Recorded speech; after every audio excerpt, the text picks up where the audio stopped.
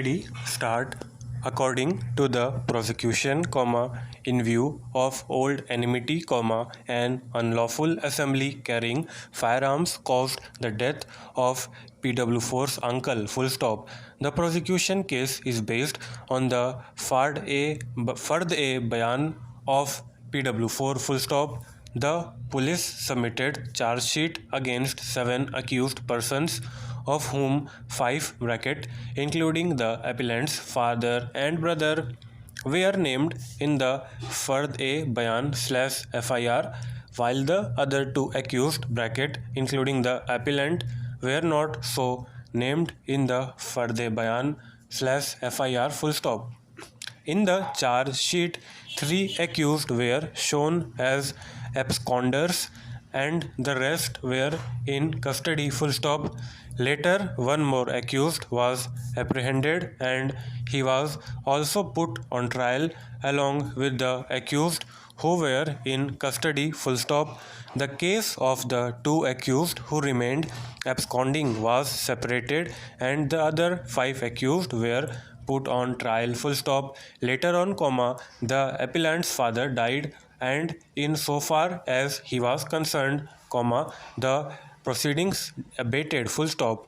The trial continued in respect of the 4 accused, including the appellant, full stop. The trial court finally convicted all the 4 accused under section 302, IPC, Section 27 of the Arms Act and sentenced them to rigorous imprisonment for life under Section 302 IPC and rigorous imprisonment for 1 year under Section 27 of the Arms Act, full stop.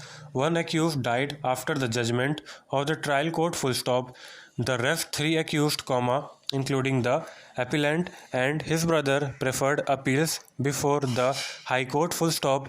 The appeals were dismissed, full stop, against the judgment of the High Court, the appellant and his brother jointly filed SLP before this court, full stop.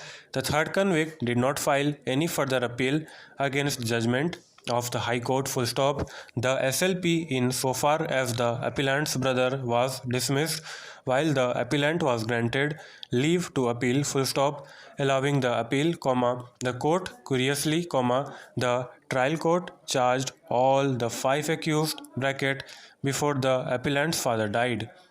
Only under Section 302 IPC, without the aid of either Section 149 or Section 34 of IPC, full stop.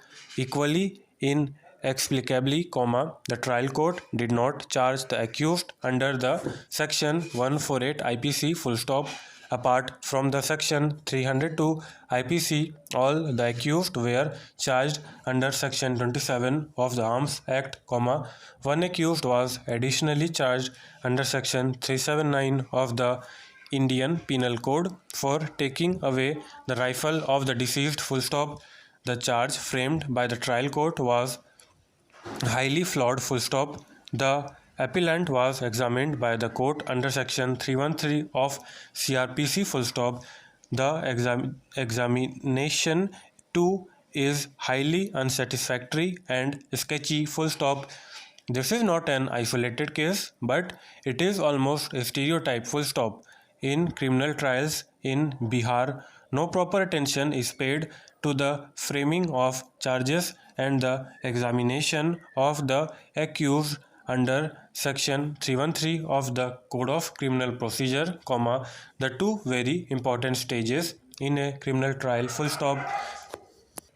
The framing of the charge and the examination of the accused are mostly done in the most unmindful and mechanical manner, full stop. The Patna High Court should take note of the neglected way in which some of the courts in the state appears to be conducting trials of serious offences and take appropriate corrective steps, full stop.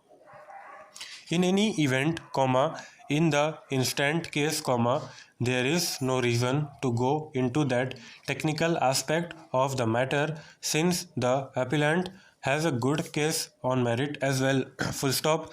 The prosecution examined 8 witnesses in support of its case. Full stop.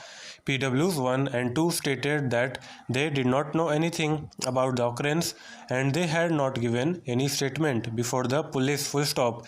They were declared hostile. Full stop.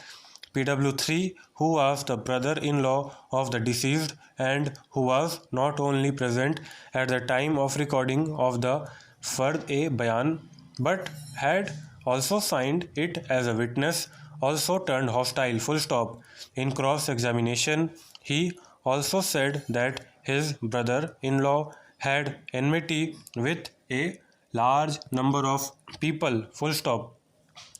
PW4 and PW6 are the two eyewitnesses. Full stop.